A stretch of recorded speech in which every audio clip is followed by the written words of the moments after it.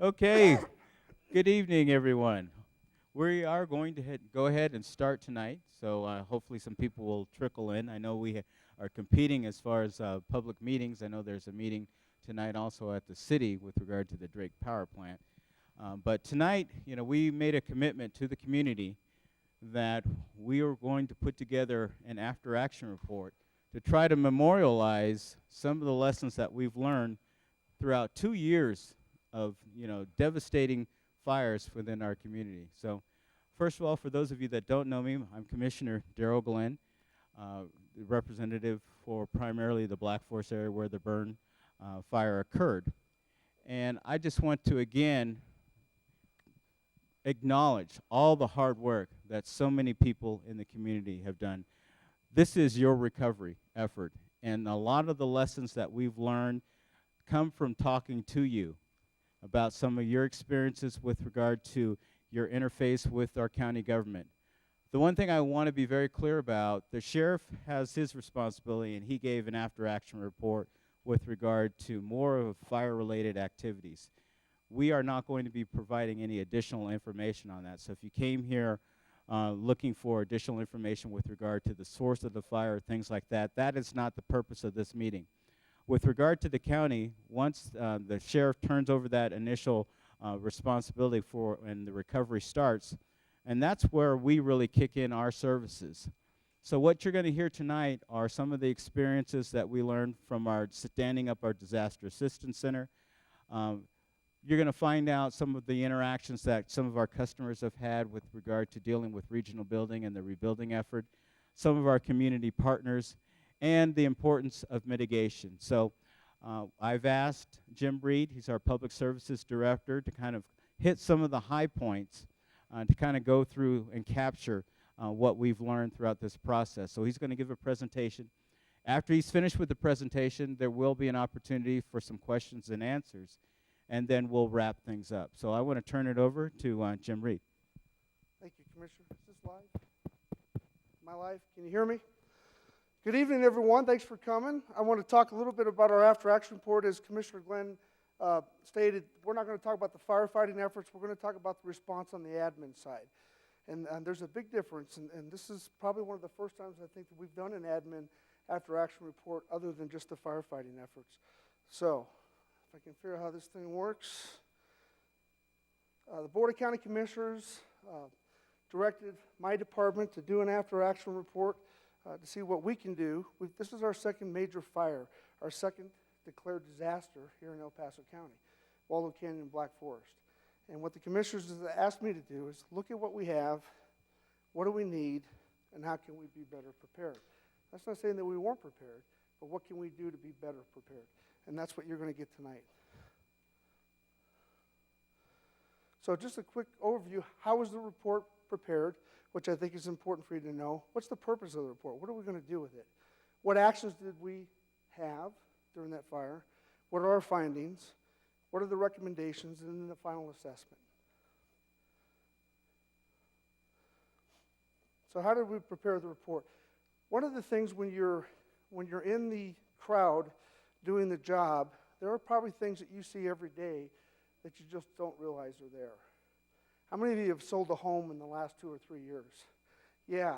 And have you seen things in the house that you know got to be fixed but have been like that for a long time? It's kind of like that with the county when you work with such a large organization.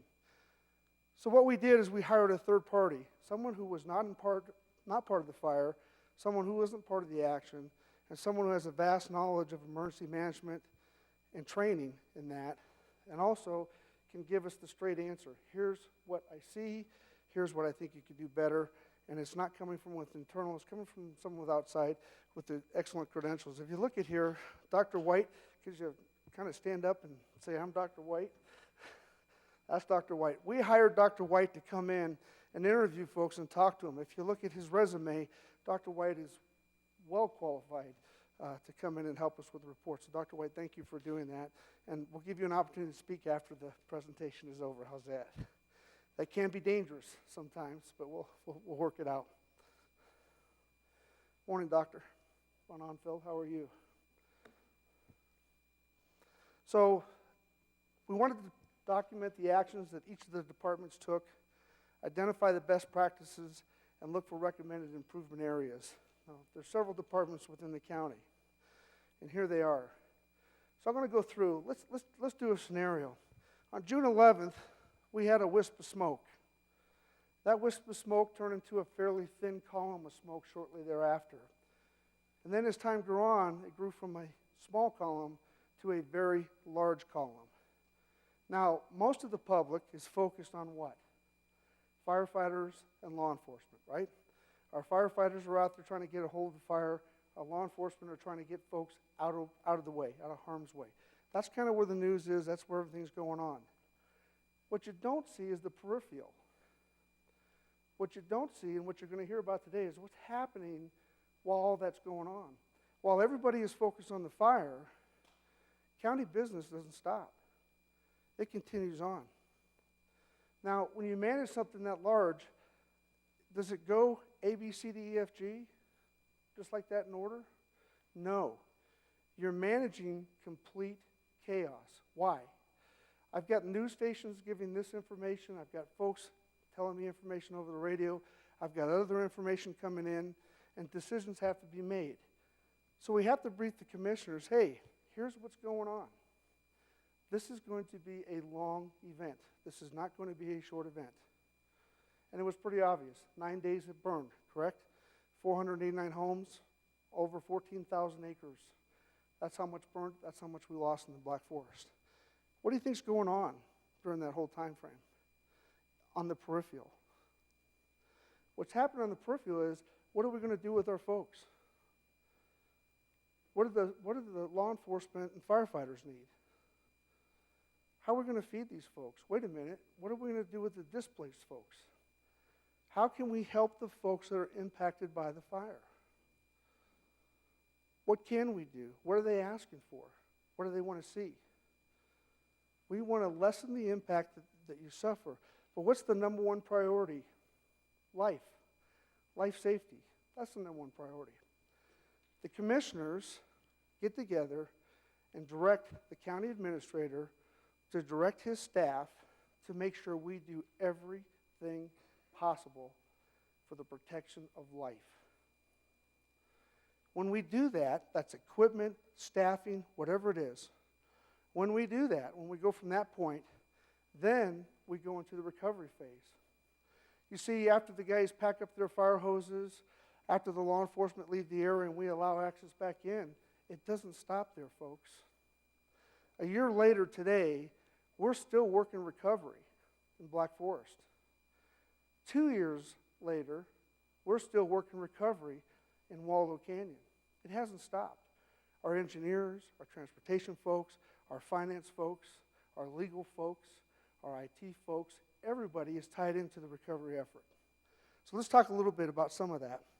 The assessor's office, within 2 weeks period, they assessed over 2,400 parcels to make sure that the assessment was done correctly. 2,400 parcels with their staff.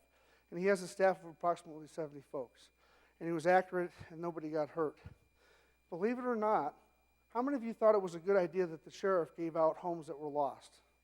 Did you guys have an issue with that? You liked that? Thought it was pretty good. Believe it or not, the sheriff was within 3 or 4% accuracy. So about 4% of you max thought your home was gone, and then you found out your home wasn't. I think that's pretty good. That's pretty good accuracy when you think about it. The assessor went out and did the rest of that. That's kind of what the assessor did. The attorney's office. What happened to the El Paso County's attorney's office? They have to review documents. El Paso County has the authority for the fire. When it's beyond our capability, we reach out to the state for their assistance. We don't just shake somebody's hand and say it's yours. We have to have clear lines of who's responsible for what. Because guess what? It's your money. It's money it takes money to fight these fires. So we have to draw those lines up, and that's where the attorney's office comes in. Now, when the Type 1 team comes in, guess what the attorney's office does there? Same thing. Reviews the documents, make sure that we have everything in order, and then they make sure the funding stream and everything is done appropriately. So the attorney's office, 65% of the attorney's office was attached to this fire. Not only did they support the county commissioners, the incident commander, they also sat at the Type 1 incident command post. and gave direction based on the county's needs and directions. So the attorney's office. The next one is budget and economic development. So FEMA, everybody's familiar with FEMA, and FEMA has a lot of rules. They have a lot of rules. And finance has to be done within those boundaries. And if they're not, we lose money. In other words, FEMA can come in and give us 75% reimbursement for many items. But if we don't know how they are or what they are, and if they're not properly documented, guess what? We lose that funding. So finance kicks in. Now, finance didn't just kick in to monitor what was being spent, who was doing what and where the equipment was. That's a task in itself. Finance also provided administrative support. If someone needed copies done, if paperwork needed to be done, if we need to run something from one location to the other. Now keep in mind, you have county buildings that are now set up to do certain things. You have the incident command post that's set up to do certain things.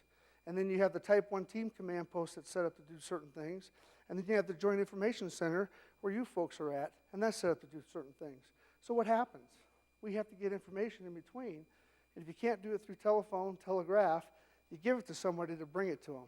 So finance took on additional responsibilities during this fire to make sure that, one, it was documented properly, two, we tracked all our cost accounting, three, that it was within the FEMA guidelines, and four, they provided administrative support. Community services. Community services helped displace veterans that were displaced as a result of the fire. They provided, when power's out for 2 weeks, how well do you think your refrigerators last? Not too good, right? So they collected over about 1,200 pounds of food, wasted food. They provided containment so that people could actually throw that out. All right? They provided toilet facilities. They helped staff areas where there's potable water, where people could drink. Community service is very active, not just in the beginning, but during the duration and in the aftermath. They were extremely key to the response in the peripheral that a lot of people don't see. The other thing they did is they opened up the fairgrounds for people who had motorhomes and they could park, and the animal rescue teams, the cart teams, so that people could leave their animals there and they were taken care of by volunteers for the duration of the fire, at least until they could get resettled and come back and get their animals. So community services played a key role not only during the fire, but also after the fire. Development services. Now, how many of you had to get building permits at one time or another? Anybody? Yeah. Anybody work with development services? Be a lot of rules, right? I've got to get this, I've got to get that. Let me tell you what development services did. The commissioners called them in and said, how do we get our folks back? We want folks to come back home. How do they rebuild? How do we make that happen? Some of these homes were built in the 1920s. Think the rules are the same? They're not. They're different. They're a lot different. So the commissioners directed development services to figure out a way to make it easy and quick so that our residents can come home. When I say our, I'm a Black Forest resident as well. They made one-stop shop. They laxed the rules for a short period of time so that folks could go in there and get their plans, okay? And they made it so that you could pay one fee and start rebuilding your homes and rebuilding your lives again. They didn't make it more difficult. What they did is they made it easier. The goal for the commissioners was, we want people to come home. That's their home. We don't want to try to stop them from doing that. So development services played a key role in relaxing the regulations that were required to rebuild.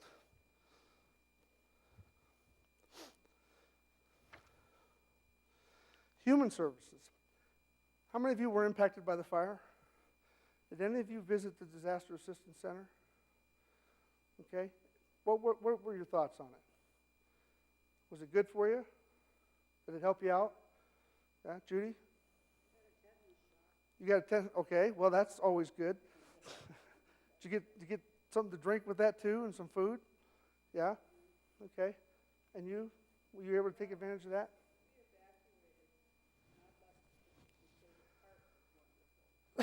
Good. Nice, yeah.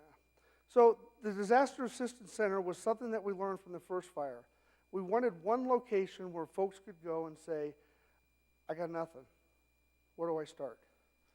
That's kind of a big deal. And so the Disaster Assistance Center was put together at the direction of the county commissioners, to the county administrator, to the deputy county administrator. And Human Services played a big role in that. Human Services provided monitoring the money. They made sure that through VOAD, the volunteers, that we had the appropriate people in place to help. They brought in insurance companies, religious organizations, Red Cross, counselors. They brought in a lot of folks to help folks that were basically with nothing, left with nothing. And so it's real important to understand that Human Services played a key role in that. Now, what's important about that is this is the second time they've done it. So if you read the report carefully, you'll find out there's a lot of neat things in there, and we're already working on a different document to shore that up. So should we have this happen again, we'll go a lot smoother. Now, I'm not saying it didn't go smooth, but I'm saying, again, we want to do better. We want to do the best we can for you. We're here at your service, so that's important. And that document will probably be shared nationwide. We had some NACO conferences a few months ago where we actually shared some of the experiences that we had with the Disaster Assistance Center, and it was huge. So a lot of people are interested in that. Let's talk about public health. Wells, what are they? They're a straight shot, right, to the water supply that most of the people in the forest use. Straight shot. When well tops are missing, boom. What about septic systems?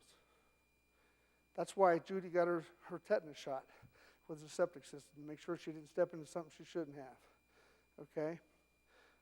Public health distributed masks because of the ashes that people had to deal with when they were trying to reclaim their homes.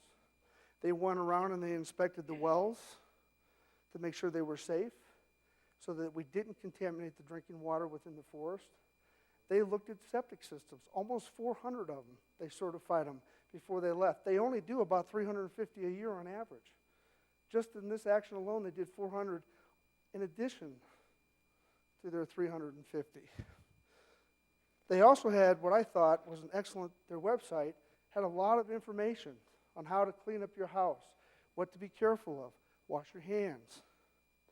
That's where community services came involved when they brought toilets over. They also brought hand washing stations. This was all done, folks, and let me tell you something. While the fire's going on, the discussions that we're talking about now are going on. What do we need? Where does it go? How much do we need? Where should it be? How long does it need to be there? Who are we going to get it from?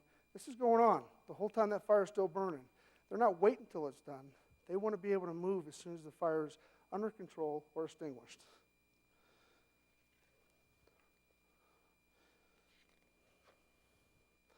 Public information. We have a couple folks here. Were you guys involved in the Black Forest Fire? Were you?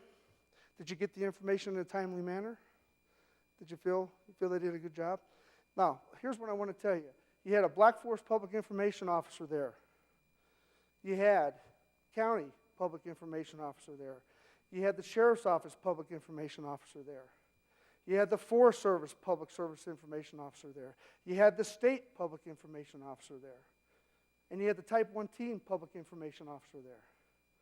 Now, you got to get 7 people to agree on what information's got to be let out and how fast.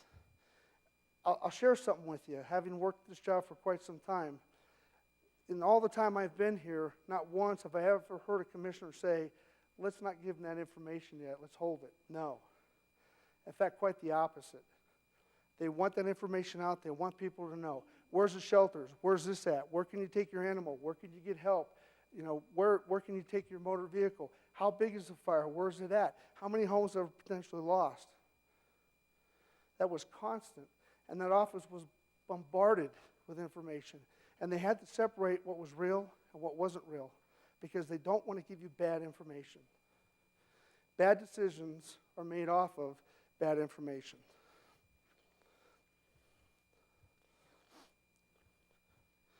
Public services. This would happen to be my department. So Commissioner Glenn said I had about 4 hours to do this, so now the next 3.5 hours we're going to talk about public services. Public services, we provided security for the Disaster Assistance Center. We still provided security for the rest of the county. That didn't stop. In the middle of the fire, we got a call, we need bulldozers now. We need water now. Well, we sent the bulldozers out, folks. And about 4 hours into the fire, I got a call saying, the fire just burned over our bulldozers. Well, where's the operators? Well, they're okay. Thank God. Those guys volunteered, jumped on a bulldozer, and tried to cut line as best they could. They did their job. They put their lives on the line for us, and they did their job. Now, I got the bulldozer back. It wasn't burnt too bad, but I don't think the bodies would have taken what the steel took.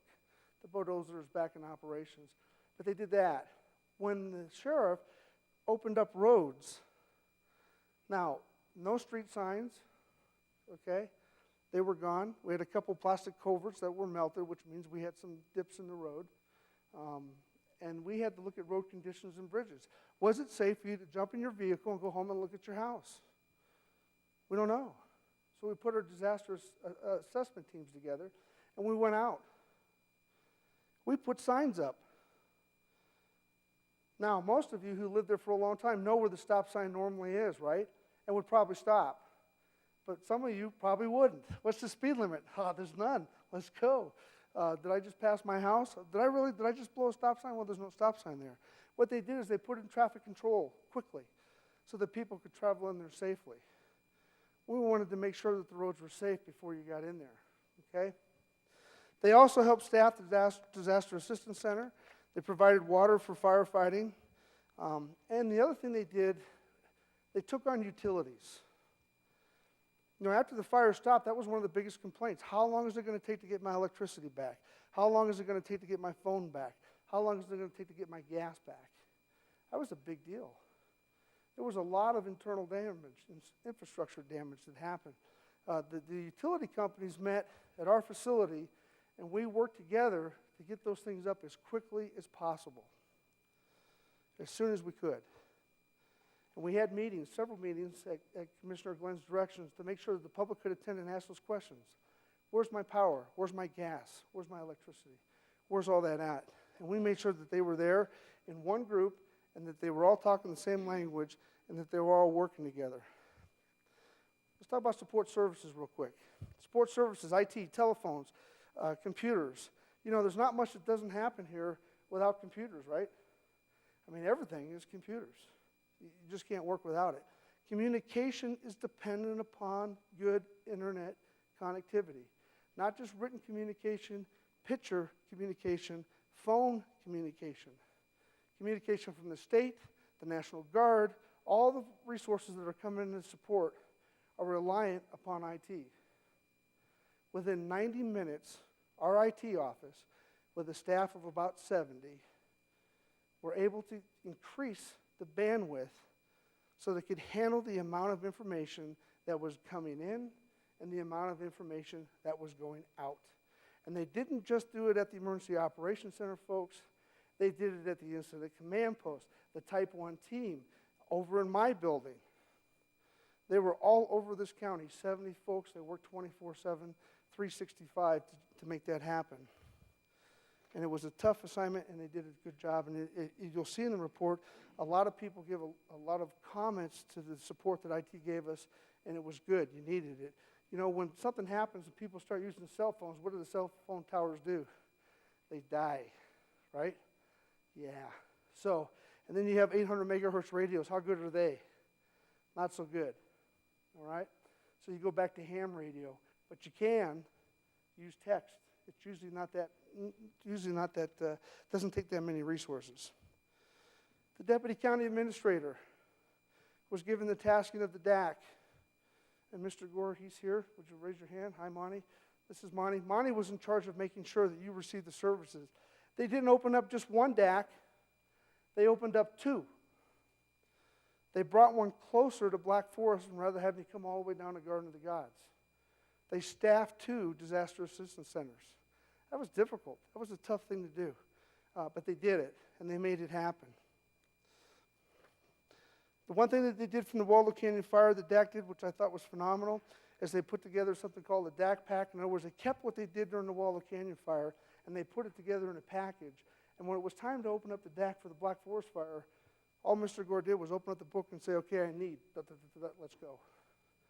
And so that's the project that we're working on now, documenting to make sure that we can share that with other folks in the future, not just here in El Paso County, but nationwide. That's a big deal for us. County administrator, boy, I tell you, I wouldn't want his job. You got the commissioners telling him what they want. He's telling us what we need to do. And we're coming back to him and saying, okay, when and where? How? Okay? So he's working for 5 bosses. And then he's working for the rest of the county as well because, right, you're his boss too. You know, he hears people. People call him, I need this. Hey, Jeff, what about this? Hey, what about this? The commissioners are, Jeff, didn't I ask you an hour ago to get this done? I'm working on it. And that's where he's at. But he pulled all those directors in and laid down the law. Number 1 priority, life safety. I don't care what it takes. We're not losing anybody.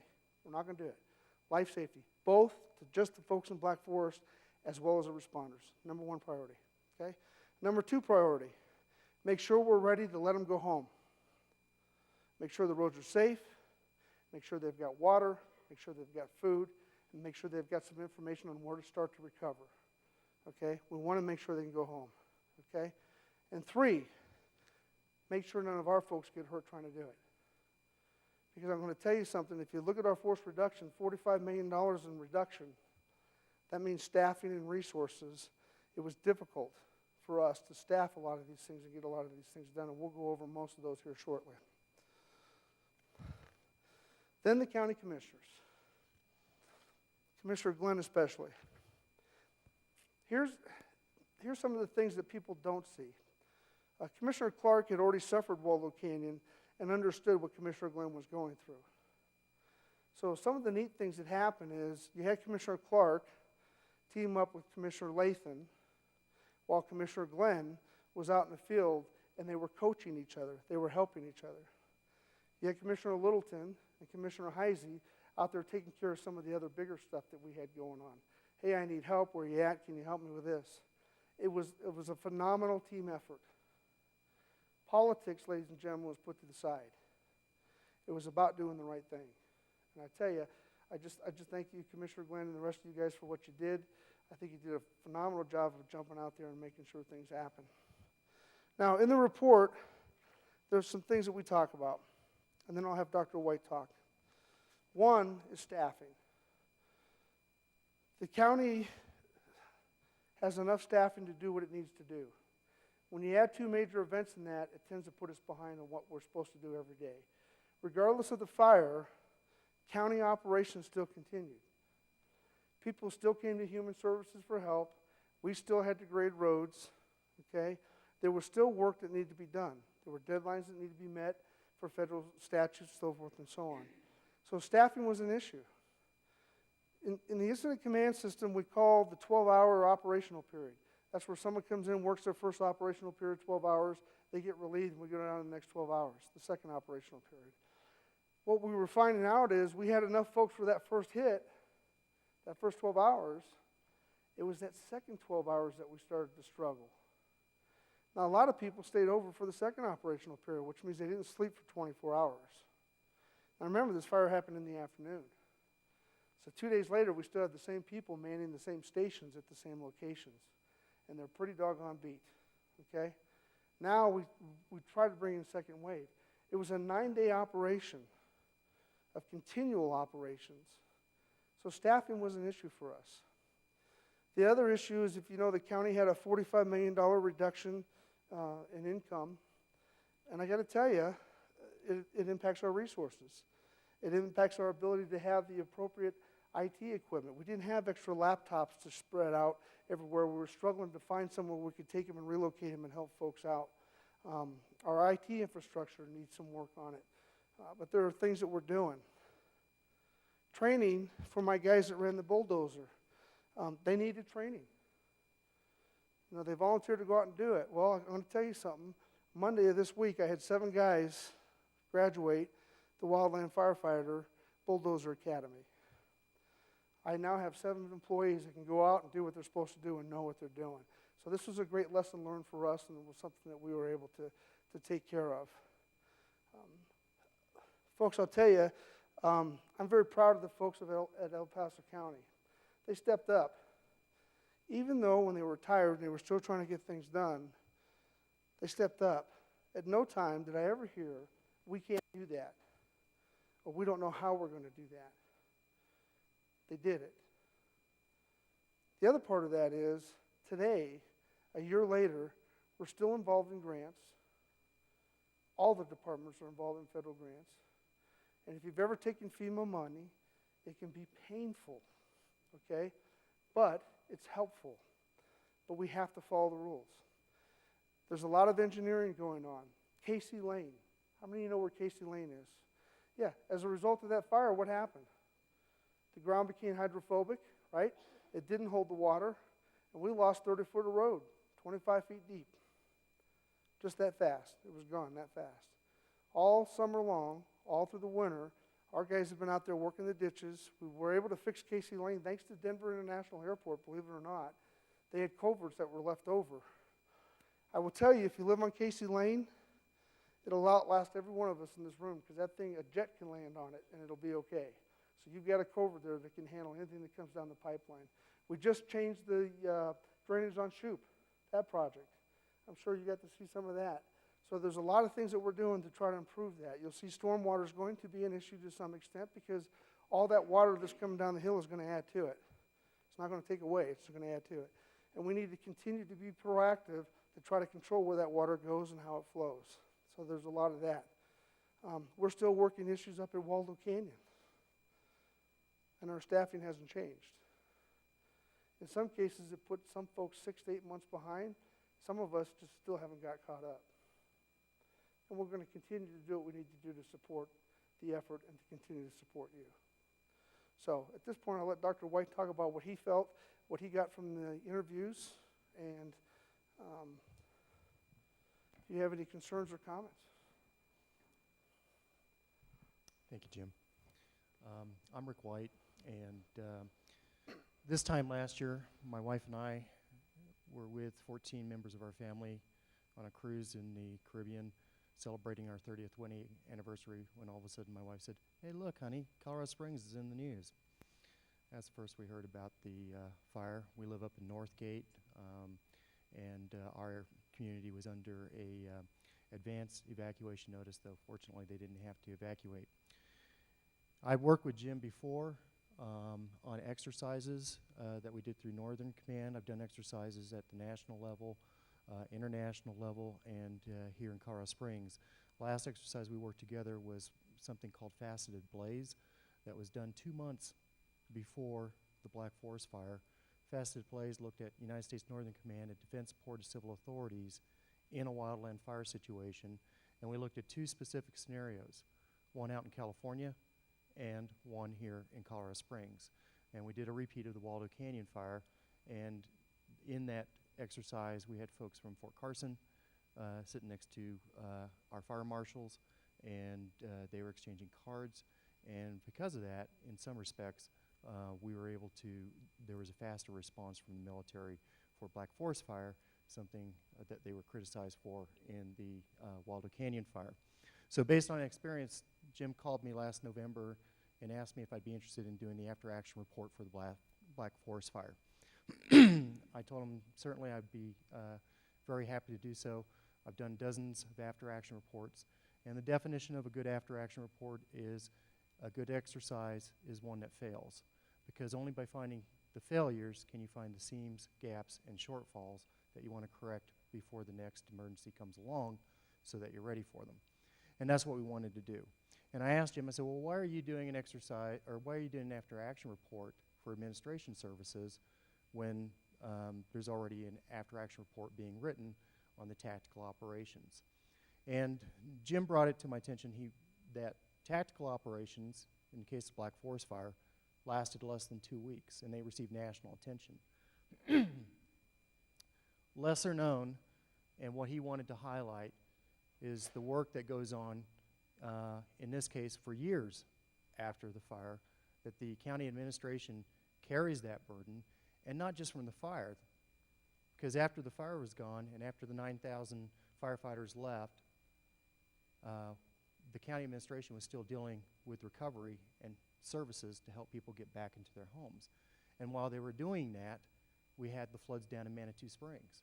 That didn't entail the same firefighters, emergency responders, different set of emergency responders, but same county administrators. And how does this impact them? It impacts them because they still do their day-to-day operations, daily operations, and then they have to surge to support these additional items, and that impacted your county administration services in some cases with building backlogs that took over 6 months to get back to. So your unsung heroes, the backstory, if you will, the things that the people that make it work, that don't necessarily capture the headlines, they do a lot of work. And in this particular case, they're all, as I wrote up here, competent and compassionate, because they, in every single interview I had with county staff, every single person was leaning forward in the saddle, as we say.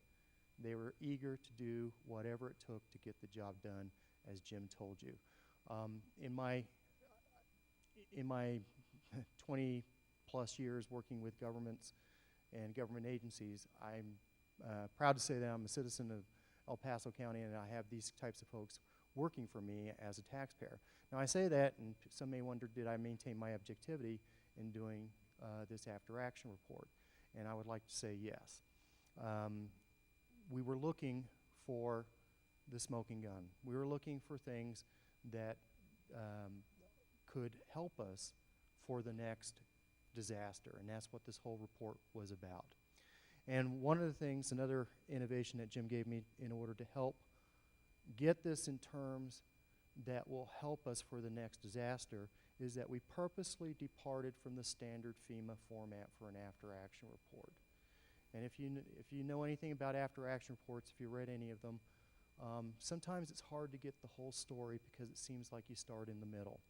This after-action report was designed as a narrative, and as a narrative to capture the story of what was done and how it was done and who did it during the fire.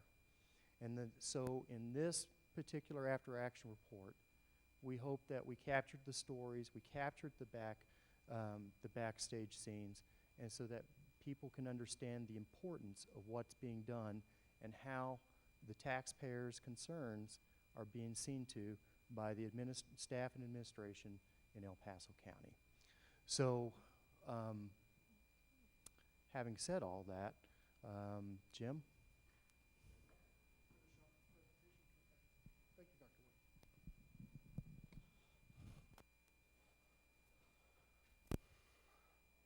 So here's our findings. We talked about this a little bit. Now this is internal. So where do we go from here? Where does El Paso County go from here? What we've taken is, we've taken these lessons or what we've learned here, and we are going to start working forward to correct some of these things, or not necessarily correct, but to establish some of these capabilities which have never been established before. So this is real important. Communications, if you look at anything, anywhere, communications is always something. We are looking at cost-effective ways to do communication. In fact, we had a discussion this morning about some of that. So this is ongoing, this is in our sights, and we're going to continue to move forward with that. Recommendations, we have to define roles. We certainly have to hire additional staff. Formal agreements, which we're already working on. Emergency activation procedures. Most of these, if you look at them, I'm not going to read them all. If you look at them, most of these have already started to go. They're already in progress, so we're working towards those. And I won't read this to you, but you can read it.